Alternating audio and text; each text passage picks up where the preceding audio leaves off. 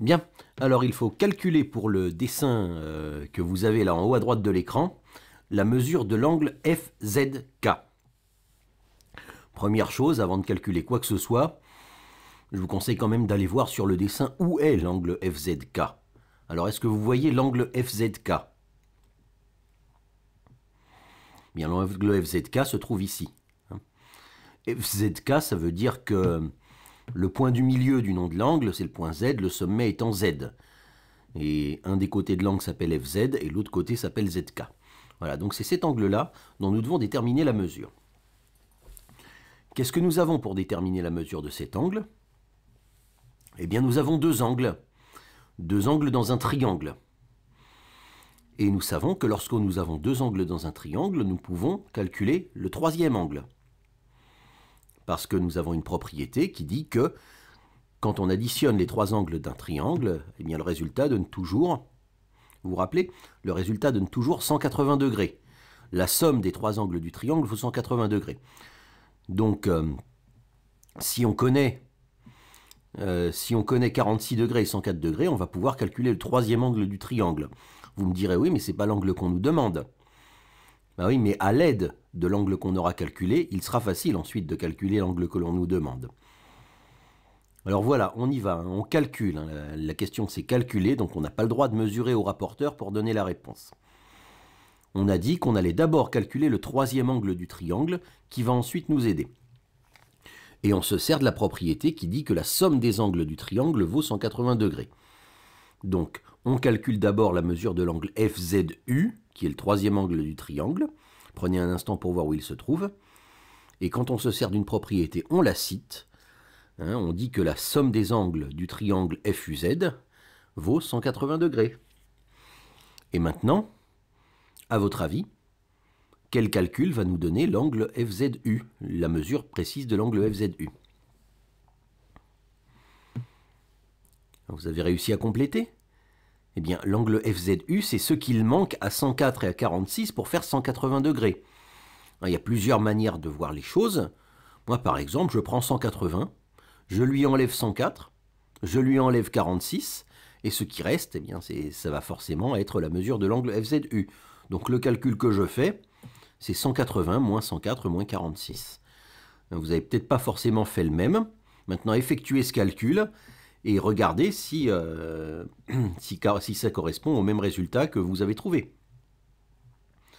Donc on peut le faire de tête. 180 moins 100, ça fait 80. Donc 180 moins 104, ça va faire 76. Et de 76, quand on retire 46, il va rester 30. Donc FZU vaut 30 degrés. Et je vous conseille, dès que vous avez obtenu un résultat intermédiaire dans votre exercice de géométrie, notez-le sur le dessin. Les 30 degrés ils vont nous servir pour répondre à la question. Donc on va mettre ces 30 degrés sur le dessin. Ça nous permettra de beaucoup mieux voir les choses. Immédiatement, regardez, j'écris les 30 degrés là, sur le dessin. Voilà, donc l'angle FZU vaut 30 degrés. Et comment est-ce qu'on va s'aider de ces 30 degrés là pour calculer l'angle qui est en rouge?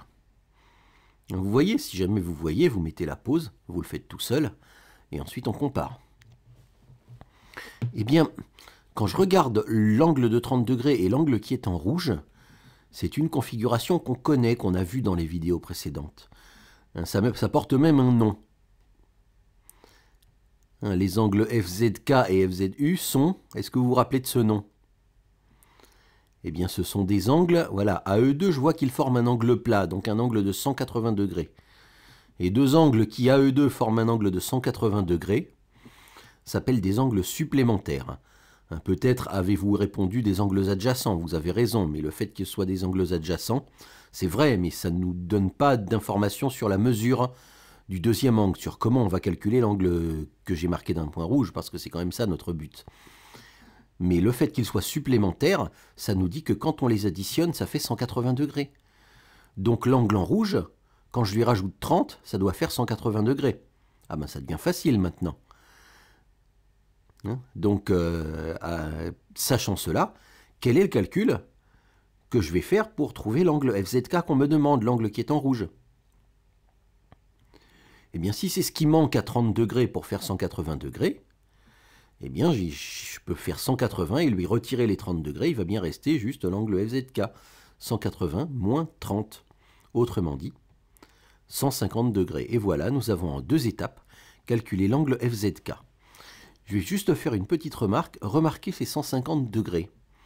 Comparez ces 150 degrés aux 2 angles qu'on vous a donnés au début. Au début, on vous a donné un angle de 46 degrés et un angle de 104 degrés. Et à la fin, vous obtenez, après vos 2 étapes de raisonnement, vous obtenez un angle de 150 degrés. Est-ce que vous remarquez quelque chose avec ces valeurs? Eh bien, on peut remarquer que le 150 qu'on a trouvé, c'est tout simplement la somme des 2 angles qu'on nous a donnés dans l'énoncé. C'est 104 plus 46. 104 plus 46, ça fait 150. Alors quand on remarque ça, on se dit, est-ce qu'on n'aurait peut-être pas pu le raisonner autrement, expliquer pourquoi cet angle est la somme des 2 autres? Bien, il y a une notion qui n'est pas enseignée en France et qui est enseignée à l'étranger. C'est ce qu'on appelle, en fait, l'angle FZK, c'est ce qu'on appelle un angle extérieur au triangle. Voilà, ça c'est un angle extérieur au triangle. Un angle extérieur au triangle, c'est un angle qui est supplémentaire à l'un des angles du triangle.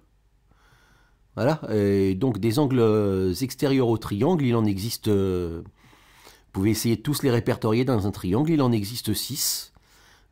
Et ces angles-là, ils ont la particularité d'être égaux à la somme des 2 autres angles auxquels ils ne sont pas supplémentaires. Donc, en France, ça n'est pas enseigné, ça n'est pas au programme. Mais il existe des pays dans lesquels on enseigne la notion d'angle extérieur au triangle. Et dans ce cas-là, les élèves peuvent dire directement que l'angle FZK est un angle extérieur au triangle et que donc il est égal à la somme des 2 autres angles qui ne lui sont pas supplémentaires. Donc, il vaut 104 plus 46. Et là, ils arrivent au résultat en une seule étape. Donc voilà, vous pouvez essayer, si vous voulez vous entraîner, de tracer les autres angles extérieurs à ce triangle et de voir et de calculer leurs mesures. Vous verrez, c'est la somme des 2 angles qui ne leur sont pas supplémentaires. Maintenant, encore une fois, cette notion n'est pas au programme en France, elle n'est pas enseignée en France, mais bon, c'est toujours intéressant de la voir.